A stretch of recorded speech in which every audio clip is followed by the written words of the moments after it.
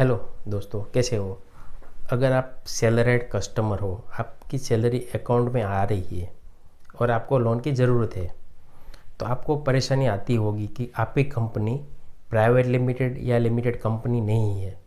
अगर आपको private limited company है या लिमिटेड कंपनी है वो चेक करना है तो मैंने आगे एक वीडियो बनाया हुआ है, वो आप चेक कर सकते हो। वहाँ से भी आप चेक कर सकते हो कि कंपनी जो है वो कैसी है, प्राइवेट लिमिटेड है या लिमिटेड है या प्रोप्राइटरशिप या पार्टनरशिप है। तो अगर आपकी कंपनी पार्टनरशिप या प्रोप्राइटरशिप कंपनी है तो आपको लोन लेने में दिक्कत आती होगी।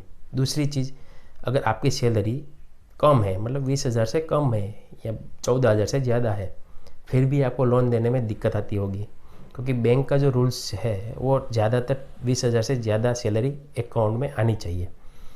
तो आपको अगर फिर भी लोन की ज़रूरत है तो ऐसी दो वेबसाइट है, दो कंपनी है जहाँ से आप लोन की अप्लाई कर सकते हो। दोनों की वेबसाइट मैंने डिस्क्रिप्शन में दिया हुआ है। आज जो हम बात करेंगे वोल्टेज फाइनेंस लिमिटेड, मतलब मनी ऑन क्लिक के बारे में बात करेंगे। उसकी लिंक जो है मैंने डिस्क्रिप्शन में दिया हुआ है। तो जो आपको अप्लाई करना है उसका जो बेसिक रूल्स है कि आपकी एज जो है 22 साल से ज़्यादा होनी चाहिए। आपकी सैलरी है 14,000 से ज़्यादा, एक साल से कंटिन्यू क्रेडिट होना चाहिए, वो बाय ट्रांसफ़र आना चाहिए, या यूपीआई या कैश ट्रांसफ़र या चेक से आएगा तो रिजेक्ट होगा केस।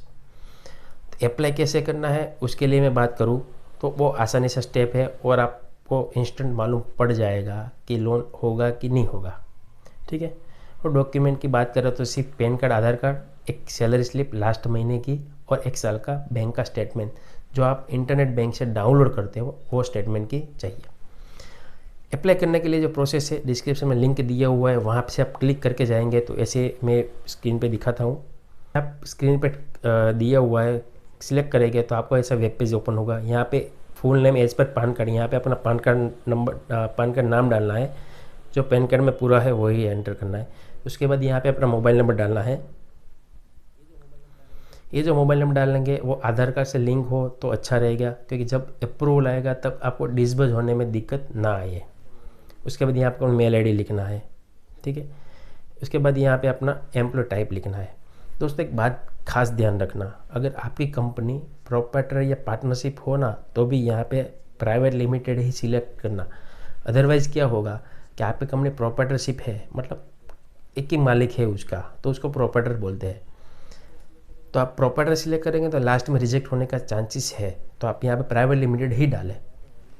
यहाँ पे हैंड में कितनी सैलरी आ रही है, मान लीजिए आपकी सैलरी 16,000 आ रही है, एवरेज सैलरी लिखना है। Mode of salary bank account, cheque से या कैश से आएगा तो भी रिजेक्ट होगा, तो यहाँ पे बैंक अकाउंट डालना है। जो बैंक में आती होगी तो ही बैंक अकाउंट डालना है, कैश आती है तो कैश सिलेक्ट करना है आपको। उसके बाद लोन रिक्वायरमेंट है, आपको ज़रूरत कितनी है। ऐसे एक कंपनी तो 5 लाख तक की लोन प्रोवाइड करती है, आपको जो रिक्वायरमेंट है वो एंटर करना है। मेरे को 2.5 लाख की रिक्वायरमेंट है तो मैं 2.5 लाख का एंटर करता हूँ। उसके बाद आप एज डालना है, आपकी एज कितनी है। आपकी एज मान लीजिए 32 है, 32 डालना है। कितने साल से आप एक्सपीरियंस है, मतलब आप जो कंपनी में जॉब करते हो वो कंपनी में कितना महीना हो गया। अगर 3 साल से काम कर रहे हो तो 36 महीना हुआ।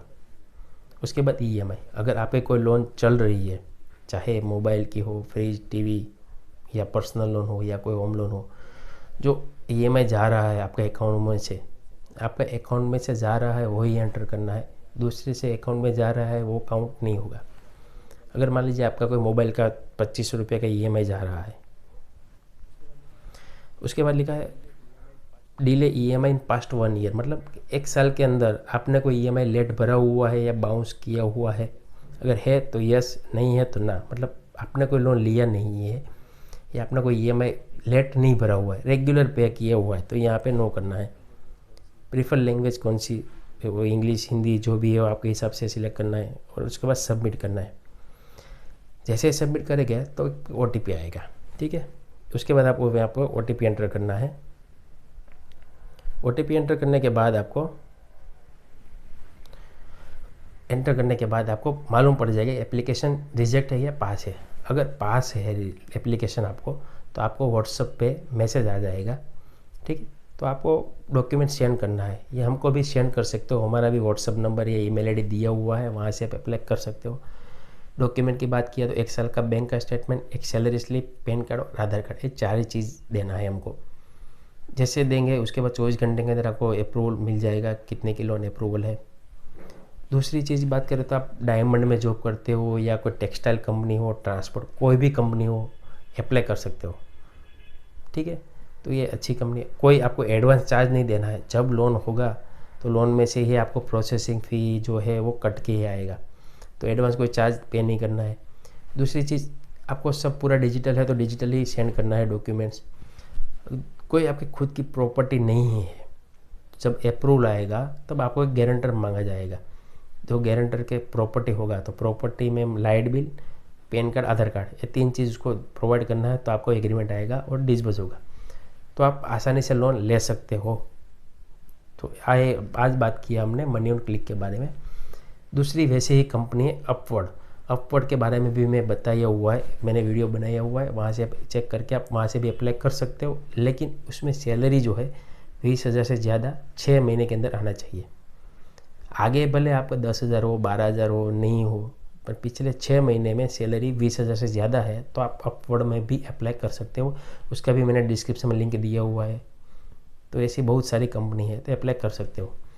लेकिन एक चीज़ ध्यान रखना, आपका क्रेडिट स्कोर डाउन है, हफ्ता लेट भरा हुआ है, डिफ़ॉल्टर हो, कैश सैलरी है, तो अप्लाई मत करो, नहीं होगा लोन, 100% रिजेक्ट होगा। तो आज के लिए इतना ही।